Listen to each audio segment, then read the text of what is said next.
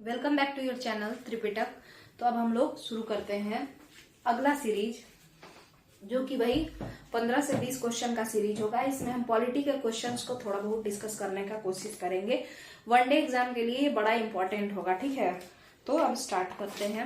ऐसे करके लगातार आता रहेगा, जितना भी जीएस से रिलेटेड है क्वेश्चन आंसर आता रहेगा, क्योंकि अब हम जैसा देखे हैं यूट्यूब पे ज्यादातर उसी टाइप का लोग पढ़ते हैं, रिवीजन उसी से करना पसंद ज्यादा करते हैं, ठीक है। तो अब हम लोग शुरू करते हैं, चलिए स्टार्ट करते हैं। अब पसंद आने पे आप लोग लाइक शेयर और सब्सक्राइब वगैरह जो होता है कर लीजिएगा। चलिए स्टार्ट करते हैं। तो क्वेश्चन नंबर 1 से हम शुरू करते हैं, ठीक है।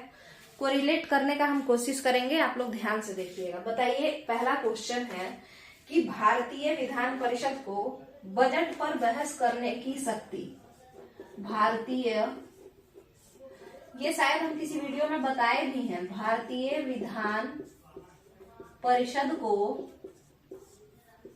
बजट पर बहस करने की शक्ति, बजट पर बहस करने की शक्ति कब प्रदान की गई, ठीक है। यानी कब से जो है भारतीय विधान परिषद को, बेसिकली आप ये समझिए कि भारत के लोगों को, ठीक है, भारत के लोगों को ब्रिटिश काल के जमाने में कब जो है बजट पर, रुपया पैसा लेन देन पर, बजट पर जो है बात करने का, है ना, वाद विवाद करने की शक्ति, बहस मतलब यही होता है ना, डिस्कशन, डिबेट एंड डिस्कशन। तो वाद विवाद करने की शक्ति प्रदान की गई। तो आपको पता होना चाहिए ब से बजट और ब से 92, ब से बजट और ब से 92, 1892 ईस्वी में जो है ये अधिकार हम भारतीयों को प्राप्त हुआ कि हम ब्रिटिशर से अपने बजट के बारे में वाद विवाद या बहस कर सकते थे। पहला क्वेश्चन क्लियर है। अगर अब इसी क्वेश्चन से हम लोग एक दो क्वेश्चन निकालेंगे, ठीक है। तो स्टार्ट करते हैं। देखिए, क्वेश्चन नंबर 2 आपके पास आता है कि भारतीय संविधान में, ये ट्रू फॉल्स है, ठीक है, भारतीय संविधान में बजट शब्द दिया हुआ है, बजट शब्द की चर्चा है। बताइएगा, क्या भारतीय संविधान में बजट शब्द की चर्चा है? नहीं है, ये गलत है। नहीं है, गलत है ये। अगर ऐसा जैसे ऐसा लिखा हुआ है कि भाई सही है या गलत है, तो भारतीय संविधान में बजट नाम का कोई शब्द है ही नहीं। तो फिर क्या है? तो इसके जगह पर आता है वार्षिक वित्तीय विवरण। क्या आता है? वार्षिक वित्तीय विवरण, ठीक है, यही बजट है। अगर संविधान में इसको लिखा जाता है वार्षिक वित्तीय विवरण, यानी annual financial statement, annual financial statement. Question number 3 हम आपसे पूछेंगे कि भाई बताइए कि वार्षिक वित्तीय विवरण की चर्चा भारतीय संविधान के किस अनुच्छेद में है?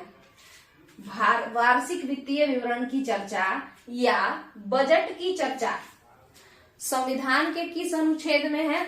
तो उसका आर्टिकल है आपके सामने 112। आर्टिकल क्या है? 112, ठीक है, 112। अब एक बात आप लोग समझिए, कुछ पैसा से ही रिलेटेड बात करते हैं।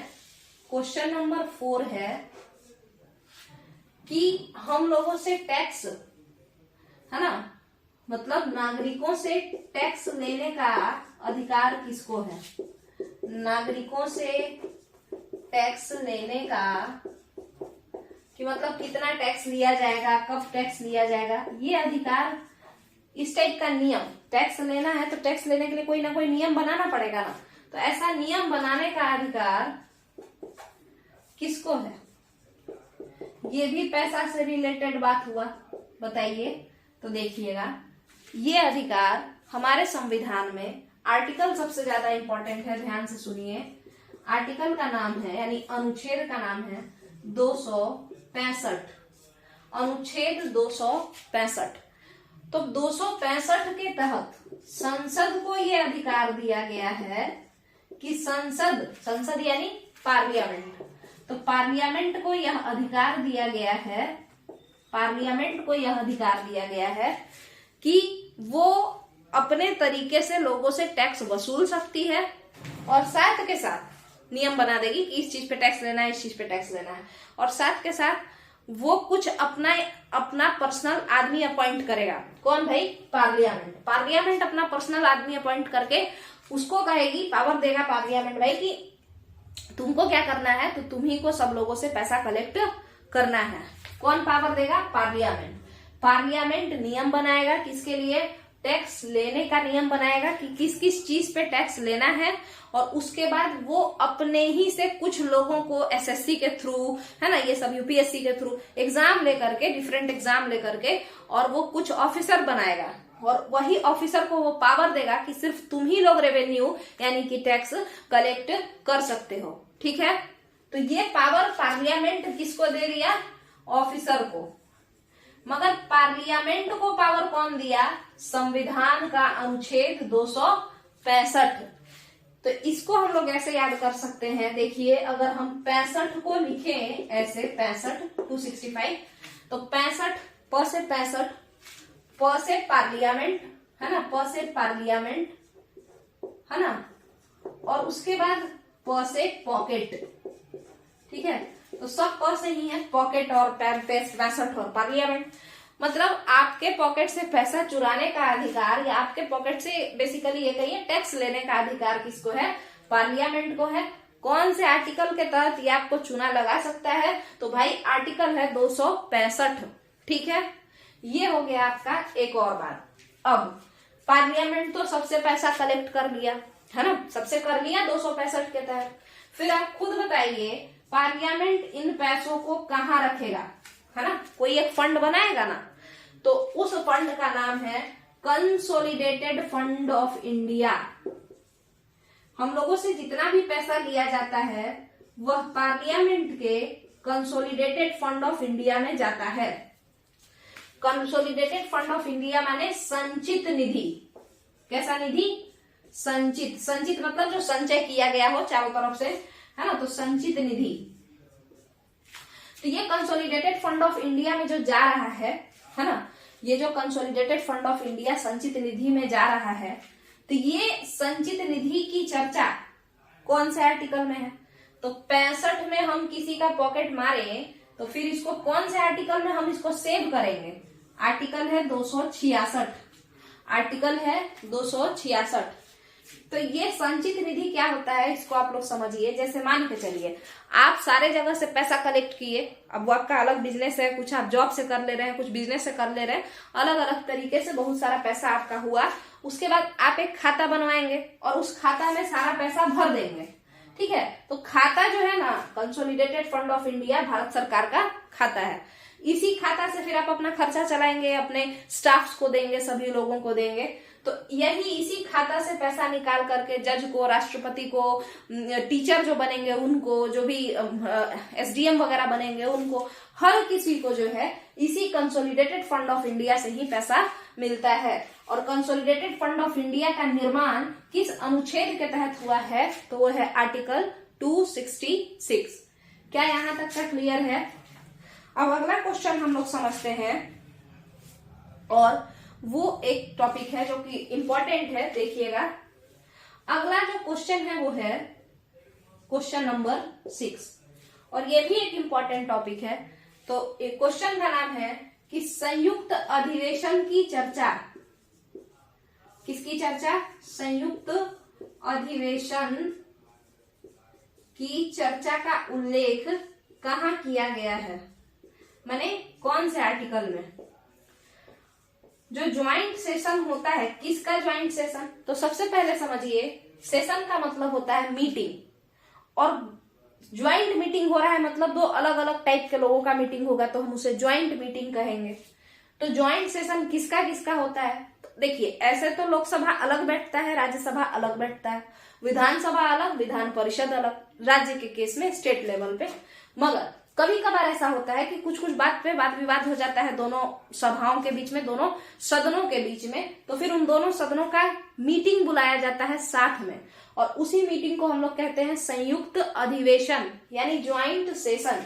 तो ज्वाइंट सेशन की चर्चा का जो उल्लेख है संसद के संयुक्त अधिवेशन के चर्चा का जो उल्लेख है वह कौन से अनुच्छेद में दिया हुआ है और उसको कौन बुलाता है, बताइए। तो संयुक्त अधिवेशन का जो है राष्ट्रपति साहब बुलाते हैं, ठीक है। कौन बुलाता है, यानी लोकसभा और राज्यसभा को कौन एक साथ बुला करके एक मंच पर खड़ा कर देता है, तो वो है राष्ट्रपति साहब, ठीक है। इसके बाद अगर हम आपसे बात करें कि ये तो बात हम लोग देख लिए, एक सेकेंड, ये भारी बहुत ज्यादा है मोटा होने की वजह से। चलिए, तो इसके बाद ये तो देखे कि बुला तो लिए, सभी लोग एक जगह आकर के बैठ गए, है ना। तो संयुक्त अधिवेशन जो है वो बुलाता कौन है, तो बुलाए हैं राष्ट्रपति साहब। अब होगा कि आखिर इस संयुक्त अधिवेशन का कोई ना कोई अध्यक्षता करेगा ना, तो इसके अध्यक्ष कौन बनेंगे, तो संयुक्त अधिवेशन के अध्यक्ष कौन बनेंगे, संयुक्त अधिवेशन की अध्यक्षता कौन करेंगे, अध्यक्षता माने लीडर, हेड कौन बनेंगे, इस मीटिंग का मेन मुखिया कौन बनेगा, बताइए। तो वो है, ऑप्शन है आपके पास राष्ट्रपति, दूसरा ऑप्शन है उपराष्ट्रपति, तीसरा ऑप्शन है सभापति ऑफ राज्यसभा और चौथा ऑप्शन है आपके पास, चौथा ऑप्शन जो आपके पास है वो है लोकसभा अध्यक्ष। क्या है, लोकसभा अध्यक्ष। एक बात बताइए, वैसे तो इसका सही आंसर डी है, लोकसभा अध्यक्ष। आप खुद बताइए, कई लोगों को लगा होगा कि संयुक्त अधिवेशन की अध्यक्षता जो है राष्ट्रपति साहब करेंगे, मगर एक बात बताइए कि यहाँ पर यह संयुक्त अधिवेशन संसद का है और संसद में नियम की बात हो रही है, और नियम में सबसे ज्यादा किसका चलेगा, इंसान का, हम लोगों का चलेगा। और हम लोग किसको अब चुन करके भेजे हैं, क्या हम राष्ट्रपति को चुन के भेजे हैं डायरेक्टली, इनडायरेक्ट इलेक्शन होता है, मगर डायरेक्टली जैसे हम लोग वोट देके राष्ट्रपति को तो नहीं भेजे है ना, वोट देके तो हम केवल और केवल लोकसभा के लोगों को भेजे हैं। तो जो लोकसभा का हेड होगा वही तो हमारे लिए नियम बनाएगा। तो संयुक्त अधिवेशन आता ही कब है, जब किसी नियम पे विवाद हो जाता है दो सदनों के बीच में, तभी तो ज्वाइंट सेशन बुलाया जाता है। क्या यहाँ तक का क्लियर है। अब बात आता है कि राष्ट्रपति साहब जो है वो बुलाते हैं, क्या करते हैं, संयुक्त अधिवेशन बुलाते हैं, सबको बोलते हैं कि सब लोग एक साथ मिल के बैठो। संयुक्त अधिवेशन की अध्यक्षता कौन करता है, लोकसभा अध्यक्ष करता है। मगर संयुक्त अधिवेशन की चर्चा कब, कहाँ पे है, कौन से आर्टिकल में संयुक्त अधिवेशन की चर्चा है, तो वो आर्टिकल है आपके पास 108। कौन सा आर्टिकल है, 108। संयुक्त अधिवेशन की जो चर्चा हुई है, इसको यहां से मिटा के इधर लिख देते हैं। संयुक्त अधिवेशन की जो चर्चा हुई है वह किस आर्टिकल में हुई है, तो आर्टिकल का नाम है 108। क्लियर है। अगर ये क्लियर है तो फिर अब हम लोग थोड़ा बहुत और देखते हैं। आप लोग एक बात बताइए कि क्या सभापति और उपराष्ट्रपति ये दो अलग अलग लोग हैं, राज्यसभा का सभापति और उपराष्ट्रपति जो है भारत के, क्या ये दोनों अलग लोग हैं, तो ऐसा गलत है ना, ये दोनों सेम ही है। उपराष्ट्रपति ही जो है वो सभापति होते हैं राज्यसभा के, ठीक है। अब कुछ और क्वेश्चन भी हम लोग देखेंगे, उससे पहले हम लोग इसको मिटा लेते हैं। चलिए, अब क्वेश्चन ये है, अच्छा एक क्वेश्चन यहां से देखिए, आपको पता है कि एक क्वेश्चन आता है कि ऐसा कौन सा सदन है जिसका मुखिया उसके घर का इंसान नहीं होता है। मतलब फिर से हम समझाएंगे तब आपको शायद से समझ में आए, 1 मिनट रुक जाइए बस। इसके बाद कुछ और क्वेश्चन भी हम लोग देखेंगे। अभी 8 क्वेश्चन हुआ है और थोड़ा बहुत हम लोग कम से कम 20 क्वेश्चन तक एक वीडियो में करने का कोशिश करेंगे। जैसे देखिए, लोकसभा का जो अध्यक्ष है वो तो लोकसभा का ही मेंबर है, यानी लोकसभा में वो भी है ना, तो वो उसी के घर का हुआ, यानी लोकसभा एक घर है तो उसी में का कुछ कोई एक इंसान जाके ना लोकसभा अध्यक्ष बन जाता है। मगर आपको क्या पता है कि उपराष्ट्रपति जो होता है वो राज्यसभा का मेंबर नहीं होता है ना, उस घर का नहीं होता है वो, मगर उस घर का मुखिया वही होता है। तो इसीलिए कहा जाता है कि ऐसा कौन सा सदन है जिसका मुखिया उस सदन का सदस्य नहीं होता है, तो वो है सभापति यानी उपराष्ट्रपति, ठीक है। और यही कारण है कि अगर किसी को उपराष्ट्रपति को हटाना है, संसद ऐसा चाहे कि उपराष्ट्रपति को हटा दिया जाए, क्यों? क्योंकि उस संसद को ऐसा लगे कि उपराष्ट्रपति जो है वो बेईमान है या बुरा कुछ कर रहे हैं, देश के साथ गद्दारी कर रहे हैं, ऐसा कुछ, तो फिर उसके लिए जो एक बिल, मतलब एक बिल लाना पड़ेगा ना उसको हटाने के लिए, उपराष्ट्रपति को हटाने के लिए बिल लाना पड़ेगा। तो वो बिल इनिशिएट, यानी उपराष्ट्रपति को हटाने के लिए जो अधिनियम आएगा, तो वो अधिनियम की शुरुआत कहाँ से होगी? तो वो केवल और केवल राज्यसभा से ही किया जाता है। लोकसभा उपराष्ट्रपति को हटाने का इनिशिएशन नहीं कर सकता है। ठीक है, तो अब हम लोग आगे देखेंगे कुछ और क्वेश्चन। ये सब जो क्वेश्चन है वन लाइनर है, डायरेक्ट सीधे एग्जाम में आता है ना, इसमें कुछ समझने वाला बात है नहीं। कारण क्या है? कारण ये है कि ये आर्टिकल है और अनुच्छेद में कुछ नहीं समझना होता है, बस उसको आर्टिकल को याद कर लेना होता है ना। चलिए स्टार्ट करते हैं आगे। इसी तरीके से एक अमेंडमेंट होता है, तो उसको भी हम लोग देख लेंगे, है ना।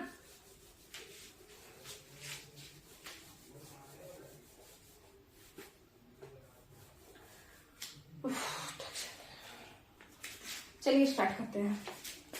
अब बताइए कि भारत के राष्ट्रपति को अध्यादेश जारी करने की शक्ति कहां से प्राप्त हुई? जैसे भारत में राष्ट्रपति क्या करते हैं? राष्ट्रपति अध्यादेश जारी करते हैं। अध्यादेश क्या होता है?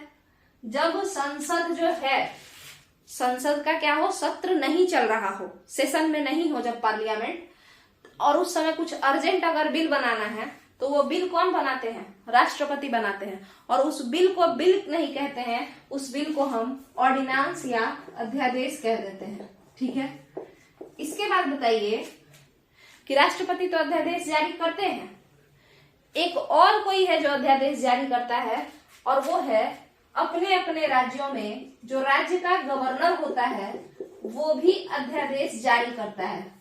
अब ये अध्यादेश क्या होता है गवर्नर के केस में? यही बात कि अगर स्टेट में विधानसभा और विधान परिषद, यानी नीतीश कुमार वाला भी बंद हो गया है और विधान परिषद जो है वो भी बंद हो गया है, तो इस केस में दोनों का सत्र जो है क्या हो गया? सत्रावसान हो गया है, यानी सत्र अभी बंद है। तो फिर उस केस में और अर्जेंटली कोई बिल बनाना है तो फिर उस केस में कौन बनाएगा बिल? स्टेट के लिए गवर्नर बना देंगे, और उस बिल का नाम क्या पड़ेगा? अधिनियम या अध्यादेश? अध्यादेश पड़ेगा। ठीक है, तो अब बात आता है कि इन दोनों को ये अध्यादेश बनाने का पावर कौन दिया? बताइए, इन दोनों को अध्यादेश बनाने का पावर कौन दिया? संविधान दिया। तो अब देखते हैं कि किस अनुच्छेद के तहत ये पावर मिला है। देखिएगा, तो राष्ट्रपति को अध्यादेश जारी करने की शक्ति आर्टिकल यानी अनुच्छेद 1, 2, 3 में मिला।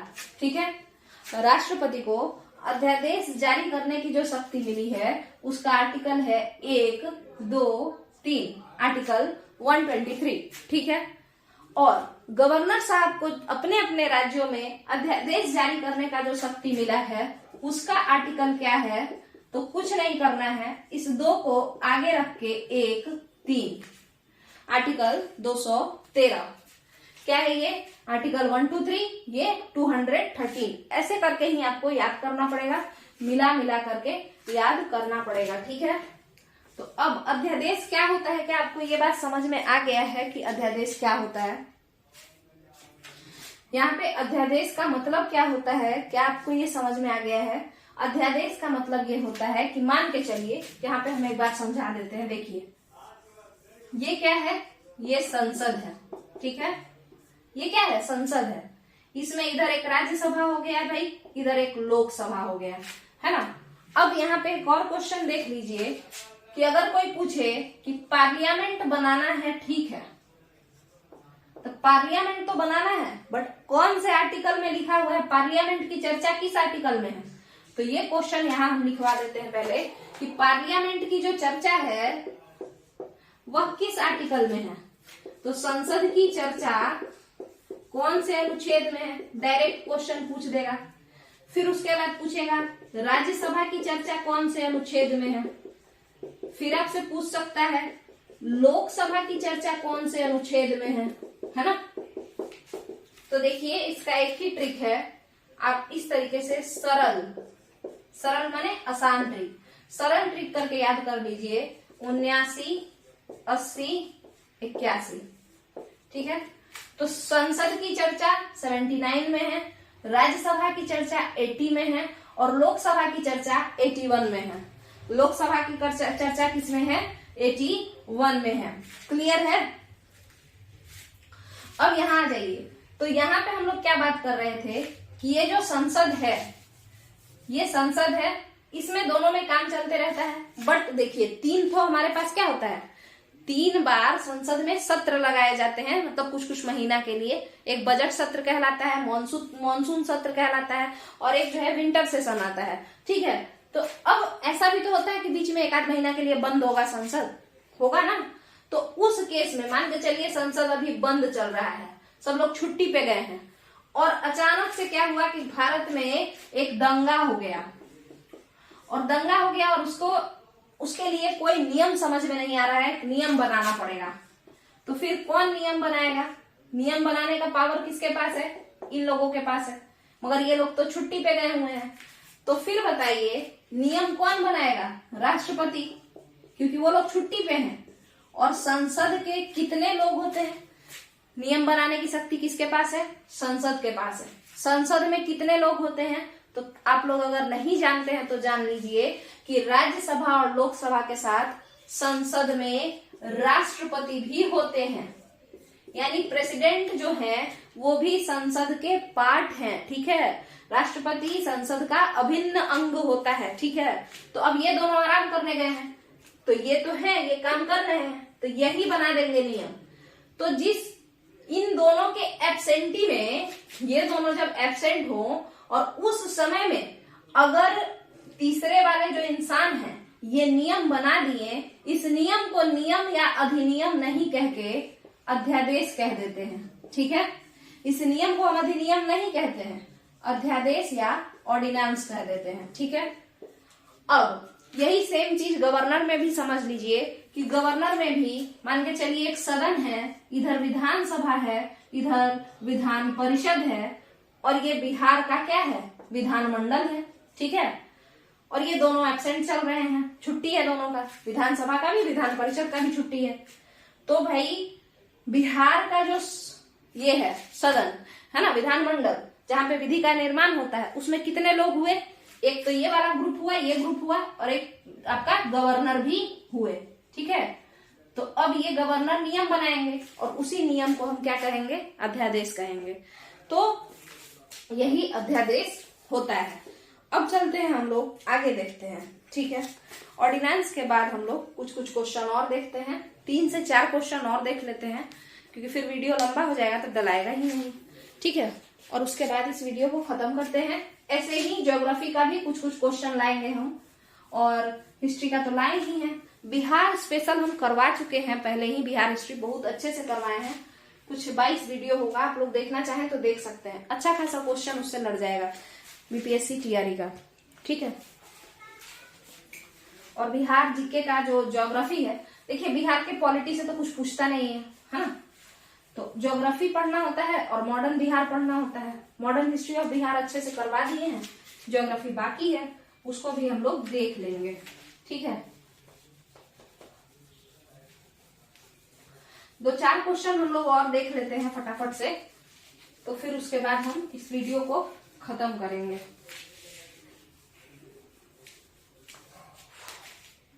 चलिए स्टार्ट करते हैं। अब आते हैं एक और इम्पोर्टेंट सा टॉपिक है जिसका नाम है आपातकाल, इमरजेंसी। ठीक है, इमरजेंसी इंपॉर्टेंट टॉपिक है, इमरजेंसी को थोड़ा बहुत देख लेते हैं। तो सबसे पहले बताइए कि इमरजेंसी कितने प्रकार का है भाई? आपातकाल कितने प्रकार का है हमारे पास? तो देखिए 3 प्रकार का है। एक है राष्ट्रीय इमरजेंसी, है ना, उसके अलावा फिर बताइए राज्य आपातकाल, और फिर वित्तीय यानी कि फाइनेंशियल इमरजेंसी, है ना। हाँ, आपको पता होना चाहिए क्या पता होना चाहिए? चलिए ठीक है, पहले तो इसका हम ये देख लेते हैं।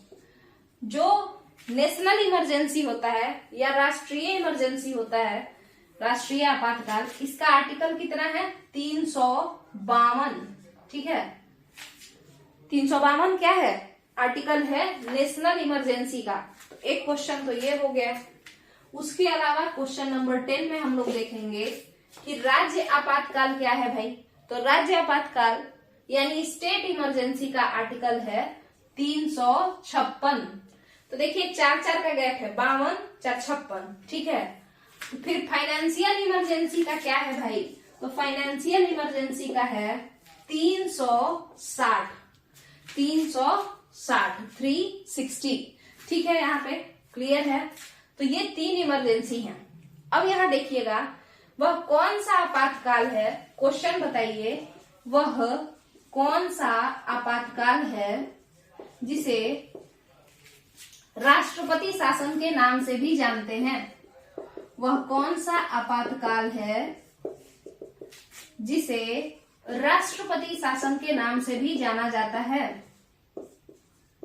बिहार में भी लगा है, भुट्टा सिंह करके गवर्नर थे उस समय, तो राष्ट्रपति शासन के नाम से जाना जाता है। तो वो आपातकाल जो है, हम उसे राज्य आपातकाल यानी स्टेट इमरजेंसी कहते हैं। ठीक है, अब अगर आपसे एक और क्वेश्चन हम पूछें, क्वेश्चन नंबर 13, कि राष्ट्रपति शासन की व्याख्या, राष्ट्रपति शासन की व्याख्या भारतीय संविधान के किस अनुच्छेद, ये सी और ऐसे है ना, ये कॉन्स्टिट्यूशन है, तो भारतीय संविधान के किस अनुच्छेद में की गई है? कौन से आर्टिकल में की गई है? राष्ट्रपति शासन की व्याख्या संविधान के किस अनुच्छेद में करा गया है, बताइए। तो यहाँ पे इस क्वेश्चन को देखिए, हम राष्ट्रपति शासन किसको कहते हैं? राज्य आपात को कहते हैं। और राज्य आपात कौन से आर्टिकल में है? 356 में है। तो यानी यहाँ का आंसर क्या होगा? 356 होगा। यहाँ का आंसर क्या होगा? 356 होगा। तो जब ये 3 क्वेश्चन हम लोग देख ही लिए हैं, तो कुछ और भी देख लेते हैं आपातकाल से ही रिलेटेड। ठीक है, तो आइए अब देखते हैं और क्वेश्चन कुछ। यहाँ देखिए यहाँ पे 12 नंबर क्वेश्चन, ये 13 हो गया, इधर 14। देखिए यहाँ पे, अब बताइए ये आपातकाल का जो प्रयोजन है, जो प्रोविजन है, ये हम कहाँ से लाए हैं? आपातकाल का जो प्रोविजन है, ये हम कहाँ से चुरा करके लाए हैं? तो हम आपको बता दें कि आपातकाल का प्रोविजन हम कहाँ से चुरा के लाए हैं? जर्मनी से चुरा के लाए हैं। जर्मनी से चुरा करके हम आपातकाल का प्रोविजन लाए हैं। अब एक और इससे भी बढ़िया क्वेश्चन कि इमरजेंसी के टाइम में, नेशनल इमरजेंसी के टाइम में कौन कौन सा आर्टिकल जो है उसका निलंबन हो सकता है। तो यहाँ पे हम लोग इसको इस तरीके से समझिए। एक सेकेंड, लिखने का ही जगह नहीं रहता है, एक सेकेंड रुकिए। देखिए इसको इस तरीके से आप लोग समझिए कि मौलिक अधिकारों का हनन, मौलिक अधिकारों का निलंबन, निलंबन यानी सस्पेंड कर देना, कब किया जा सकता है? मौलिक अधिकारों का निलंबन कब किया जा सकता है? तो आपको बता दें कि ये राष्ट्रीय आपातकाल के समय में किया जा सकता है। इमरजेंसी के दौरान मौलिक अधिकारों को छीना जा सकता है। मौलिक अधिकार कौन है? Fundamental right. फंडामेंटल राइट जो है वो कहां से कहां तक है? तो उसका आर्टिकल है 12 से लेकर के 35 तक। ठीक है, अब हम आपसे पूछेंगे कि ऐसे कौन से अधिकार हैं, ऐसे कौन से मौलिक अधिकार हैं, फंडामेंटल राइट्स हैं, जो कि अमर हैं, जिनको कभी भी टर्मिनेट या सस्पेंड नहीं किया जा सकता है।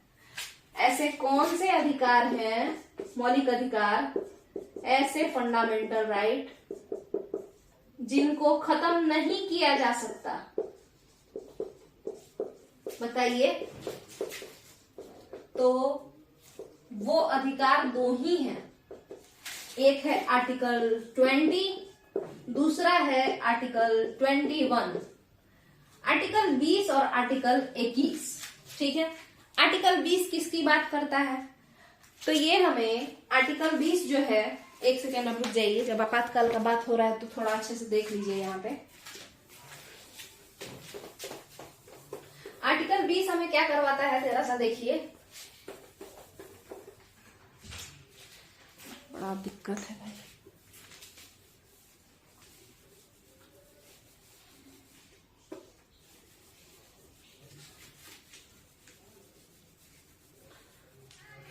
आर्टिकल 20 क्या करवाता है? आर्टिकल 20 का जो ये है वो हमें दोष सिद्धि से संरक्षण देता है, यानी प्रोटेक्शन अगेंस्ट कन्विक्शन, ठीक है। आर्टिकल 20 कहता है कि आपको हम दोष सिद्धि से संरक्षण देते हैं। इसका क्या मतलब हुआ? मतलब ये हुआ कि ये आपको पावर देता है, जैसे कि आपको अपने लिए वकील ठीक करने का पावर देता है।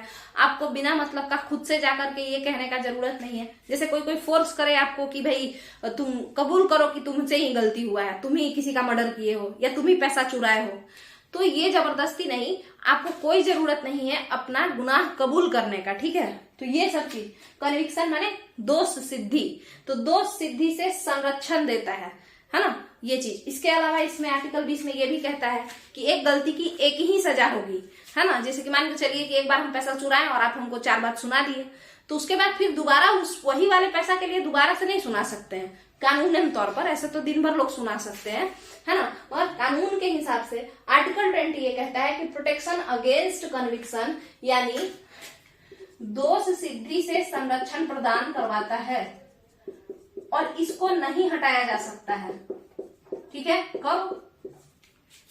नेशनल इमरजेंसी के दौरान बाकी फंडामेंटल राइट को हटा दो, मगर इसको नहीं हटा सकते हो। किसको? आर्टिकल 20 को। और इसके बड़े भाई आर्टिकल 21 को। आर्टिकल 21 क्या कहता है, यानी अनुच्छेद 21 क्या कहता है? तो वो कहता है प्राण एवं दैहिक स्वतंत्रता की बात करता है। क्या करता है वो? प्राण एवं दैहिक स्वतंत्रता की बात करता है। मतलब right to life and personal liberty, right to life and personal liberty की बात करता है आपका आर्टिकल 21, ठीक है। तो ये हो गया आपका कुछ हिसाब किताब जो कि फंडामेंटल राइट के से रिलेटेड है, इमरजेंसी से रिलेटेड है बेसिकली। अच्छा, ये तो हो गया। ये बताइए कि ये जो फंडामेंटल राइट है नेशनल इमरजेंसी के समय कौन हटा देता है, यानी किसको ये अधिकार दिया गया है कि नेशनल इमरजेंसी के समय मेरे मौलिक अधिकार को वो छीन सकता है?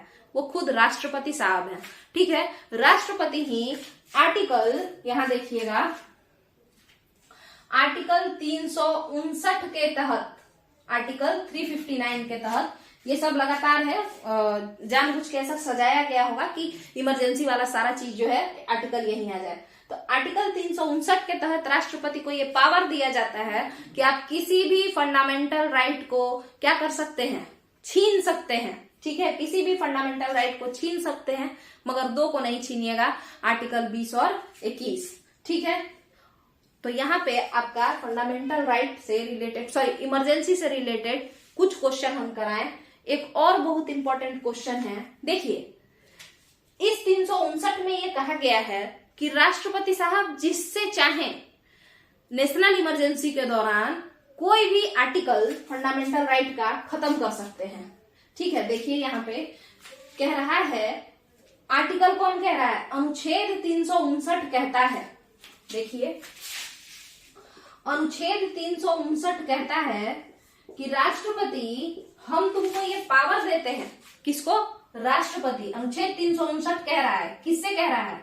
राष्ट्रपति साहब से कह रहा है कि राष्ट्रपति, हम तुमको ये पावर देते हैं कि तुम नेशनल इमरजेंसी के दौरान, नेशनल इमरजेंसी के दौरान माने 352 के दौरान, नेशनल इमरजेंसी के दौरान यानी जब 352 लागू हो, तब तुम किसी भी फंडामेंटल राइट को खा सकते हो। किसी भी फंडामेंटल राइट का जो आर्टिकल है उसको खा सकते हो। तो कौन सा आर्टिकल है फंडामेंटल राइट में भाई? 12 से 35 तक का, 12 से 35 तक का, ठीक है। कौन कह रहा है? 359 कह रहा है। 359 कह रहा है कि राष्ट्रपति जब 352 लगा हो, जब राष्ट्रीय आपातकाल लगा हो, तो तुम किसी भी फंडामेंटल राइट के आर्टिकल को खा सकते हो अपने मन से। जब तुम्हारा मन करे 13 खा जाओ, जब मन करे 14 खा जाओ, है ना। मगर किसको नहीं खा सकते हो? तो केवल और केवल 2 लोगों को छोड़ देना, 20 को और 21 को। इसको नहीं खा सकते हो, इसको नहीं खा सकते हो। ठीक है, ये 359 कह दिया। मगर एक ऐसा आर्टिकल है इसके बीच में जो जैसे ही 352 लगता है वैसे स्वतः ही खत्म हो जाता है। यानी राष्ट्रपति को खाने का जरूरत नहीं है, वो खुद ही क्या हो जाता है, बर्बाद हो जाता है। आर्टिकल 352 के लगते ही एक ऐसा फंडामेंटल राइट है जो मतलब क्या हो जाता है, आउट हो जाता है खुद से, है ना। तो हिट एंड रन उसका हो जाता है ना। क्लीन बोल्ड उसको कह लीजिए, जो भी कह लीजिए। कहने का मतलब ये है कि 352 के लगने के बाद वो स्वतः ही मर जाता है, स्वतः ही खत्म हो जाता है, खुद से ही खत्म हो जाता है। वो कौन है? वो है आर्टिकल 19। ठीक है, आर्टिकल 19 राष्ट्रपति नहीं खत्म करते हैं, आर्टिकल 19 खुद से ही खत्म हो जाता है।